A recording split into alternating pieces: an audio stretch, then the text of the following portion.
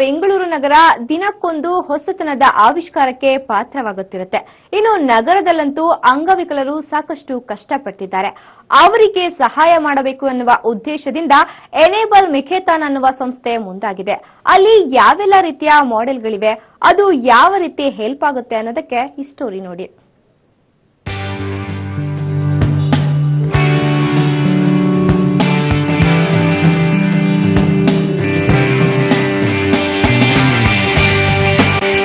ಅಂಗವೈಕಲ್ಯತೆಯನ್ನು ಹೋಗಲಾಡಿಸುವ ಮಹತ್ವಾಕಾಂಕ್ಷೆಯಿಂದ ಈ ಕಾರ್ಯಕ್ರಮವನ್ನು ಹಮ್ಮಿಕೊಳ್ಳಲಾಗಿದ್ದು, ದೇಶದ ನಾನಾ ಭಾಗಗಳಿಂದ ಕಾರ್ಯಕ್ರಮದಲ್ಲಿ ಭಾಗವಹಿಸಲು ಬಂದಿದ್ದಾರೆ. ಡಿಸೇಬಲ್ ವ್ಯಕ್ತಿಗಳಿಗೆ ಸಹಾಯವಾಗುವಂತಹ ಸಾಧನಗಳನ್ನು ನೀಡಿ ಅವರು ಸೆಲ್ಫ್ ಡಿಪೆಂಡೆಂಟ್ ಆಗುವಂತೆ ಮಾಡುವುದೇ ಕಾರ್ಯಕ್ರಮದ ಉದ್ದೇಶವಾಗಿದೆ.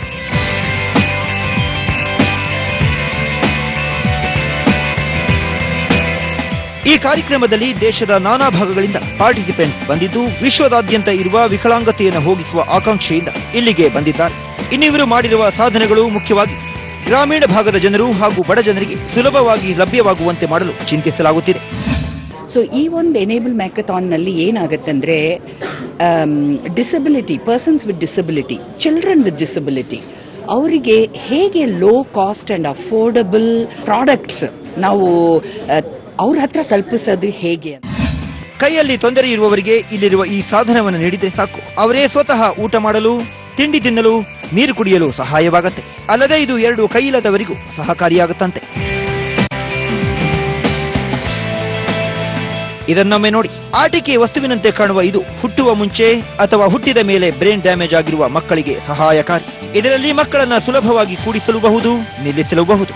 ಜೊತೆಗೆ ಇದನ್ನ ತಯಾರಿಸಿರುವುದು ಕೇವಲ ಪ್ಲೈವುಡ್ ಹಾಗೂ ನಟ್ಟು ಬೋಲ್ಟ್ನಿಂದ. ಟ್ವಿಂಗ್ ಡಿವೈಸ್ ಅಂತ ಮಾಡಿದೀವಿ. ಈ ಚೇರ್ ಏನಪ್ಪಾ ಅಂತಂದ್ರೆ, ಈ ಒಂದು ಚೇರಲ್ಲಿ ಮಕ್ಕಳನ್ನ ಕೂರಿಸಲೂಬಹುದು ಮತ್ತೆ ನಿಲ್ಲಿಸಲೂಬಹುದು.